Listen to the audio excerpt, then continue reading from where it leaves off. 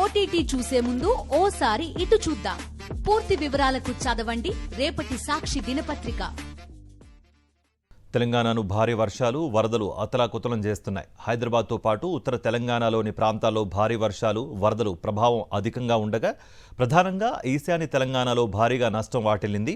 దీంతో ప్రభుత్వం ఓ వైపున ముమ్మరంగా సహాయక చర్యలు చేపడుతుండగా మరోపక్క గోదావరి పరివాహక ప్రాంతాల్లో భారీ వరద, మళ్లీ అల్పపీడనం హెచ్చరికలు ఆందోళన పెంచుతున్నాయి.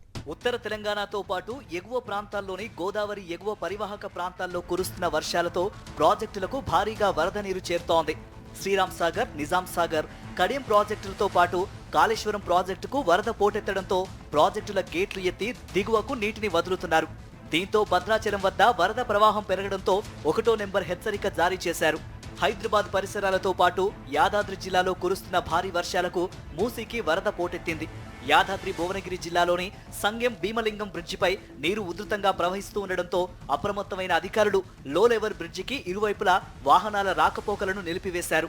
మంచిర్యాల జిల్లా చెన్నూరు నియోజకవర్గంలో కురుస్తున్న భారీ వర్షాలకు గోదావరి ఉధృతంగా ప్రవహిస్తోంది. ఎల్లంపల్లి ప్రాజెక్టు 32 గేట్లు ఎత్తడంతో దిగువన ఉన్న సుందిల్లా, అన్నారం గేట్లు కూడా ఎత్తారు. భారీగా వరద నీరు వచ్చి చేరటం, నది ఉగ్రరూపం దాల్చడంతో పరివాహక ప్రాంతాల్లోని ప్రజలు అప్రమత్తంగా ఉండాలని అధికారులు సూచించారు. సిద్దిపేట జిల్లా కోహెడ మండలం బస్వాపూర్లో మోయతుమ్మెద వాగు ఉధృతంగా ప్రవహిస్తోంది. ఎగువ నుంచి వస్తున్న వరద నీటితో ఉగ్రరూపం దాల్చింది.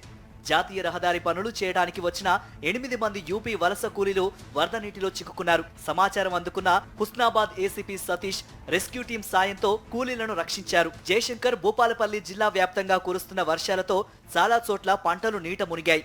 దాదాపు 1200 ఎకరాలలో పంటలు దెబ్బతిన్నట్లు అధికారులు తెలిపారు. కష్టపడి అప్పులు తెచ్చి పంట వేస్తే ఇప్పుడు నీటి పాలైందని అన్నదాతలు వాపోతున్నారు. పెద్దపల్లి జిల్లా మంథనిలో ఉధృతంగా ప్రవహిస్తున్న గోదావరి నీటి ప్రవాహాన్ని పరిశీలించారు మంత్రి శ్రీధర్ బాబు. భారీ వర్షాల నేపథ్యంలో అప్రమత్తంగా ఉండాలని అధికారులకు మంత్రి ఆదేశించారు.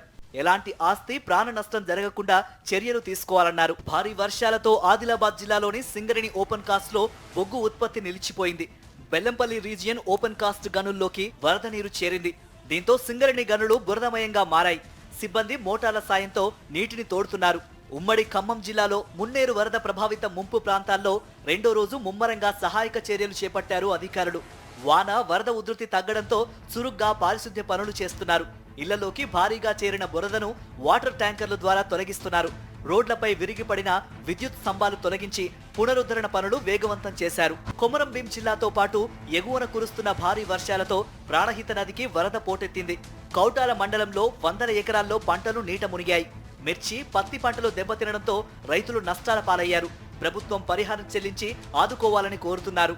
మొత్తంగా ఇప్పటికే భారీ వర్షాల ప్రభావంతో తెలంగాణలోని ఈశాన్య, ఉత్తర ప్రాంతాలు వరద ప్రభావంతో ఇబ్బందులు పడుతూ ఉండగా రానున్న 3 రోజులు మళ్లీ భారీ వర్షాలు పడే అవకాశం ఉందని వాతావరణ శాఖ తెలిపింది. కోస్తా ఆంధ్ర తీరంలో ఏర్పడిన ఉపరితల ఆవర్తనం రేపు అల్పపీడనంగా మారనుండడంతో తెలంగాణ వ్యాప్తంగా తేలికపాటి నుంచి మోస్తరు వర్షాలు కురిసే అవకాశం ఉందని వెల్లడించింది.